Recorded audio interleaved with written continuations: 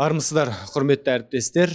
Мен оқуға құштар педагог челленджіне өз үлесімді қосқым келіп отыр. Мен бұл челленджге қазақтың жазушысы, ақын, драматург Бейімбет Жармағанбетұлы Майлин жайында айтқым келеді. Бейімбет Майлин 1894 жылы дүниеге келген. Бейімбет Майлиннің қазақ әдебиетінде қосқан үлесі зор.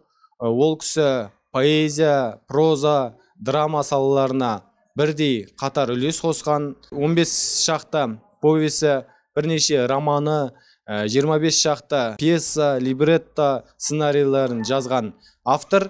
Бейімбет Майлиннің Күлпаш әңгімесін оқығаннан бері есте қалды. Күлпаш әңгімесіндегі ана бейнесі аштық замандағы қазақ даласындағы болған оқиғалар, қайғылы, қасіретті оқиғалар адамның жанын тебірентіп, ой салып, жүректі толқытып, көзге де жас әкелетіні сөзсіз.